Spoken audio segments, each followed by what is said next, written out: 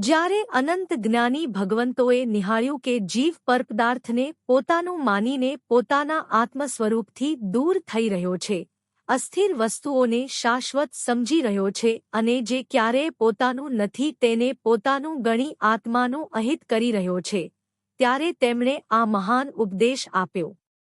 અને માત્ર કહ્યું જ નહીં, પરંતુ પોતાના જીવનમાં તેને સંપૂર્ણ રીતે ઉતારી પણ બતાવ્યો.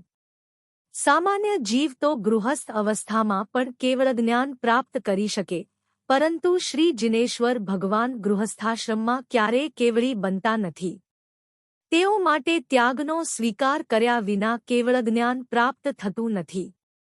બીજા આત્માઓ એ જ જન્મમાં સમ્યક્ત્વ પ્રાપ્ત કરીને કેવળ જ્ઞાન મેળવી મોક્ષ સુધી પહોંચી શકે છે, જ્યારે શ્રી જિનેશ્વર દેવના આત્માને અંતિમ જન્મ પહેલા ઓછામાં ઓછા ત્રીજા ભવમાં સમ્યક્ત્વ પ્રાપ્ત થાય છે. ત્યારથી તેઓ ધર્મ સાધનામાં લીન રહે છે, સંયમ ગ્રહણ કરે છે, તપ અને આરાધના કરે છે. બાદ જ તેઓ કેવળ જ્ઞાન પ્રાપ્ત કરે છે અને પછી ધર્મતીર્થની સ્થાપના કરીને દેશના આપે છે. તેઓ પોતે જ માર્ગના પ્રણેતા છે, સ્વતંત્ર રીતે ધર્મનો પ્રકાશ ફેલાવનારા છે. તેથી હમસ્ત અવસ્થામાં તેઓ મૌન રહે છે. અનુભૂતિ વિના તેઓ ક્યારેય ઉપદેશ આપતા નથી. આ બધું સમજીને જો આપણે પણ તેમના આદેશ પ્રમાણે પરભાવનો ત્યાગ કરી સ્વભાવમાં સ્થિર થઈએ તો આત્માને કોઈ દુઃખ રહેતું નથી. દુઃખ તો માત્ર જડ પદાર્થોના સંબંધથી જ છે. જે કોઈ ક્રિયા આપણને જડના બંધનથી મુક્ત કરે તે અમારે માટે સ્વીકાર્ય છે.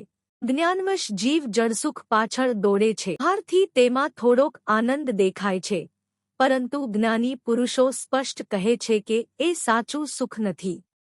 સાચું સુખ તો સંયમમાં છે, કારણ કે એ અનંત મોક્ષસુખ તરફ લઈ જાય છે. હા, આ અનુભવ તો સંયમ સ્વીકારનારને જ થાય.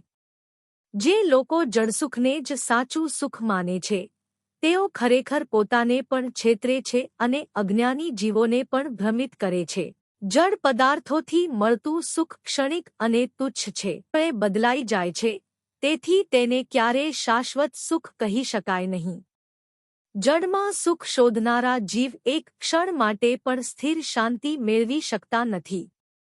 સંસારમાં રત એવા લોકો જ્યારે એકાંતમાં પથારીમાં પડ્યા હોય ત્યારે તેમની અંતરની બેચેની જોતા જ આ સત્યનો ખ્યાલ આવે છે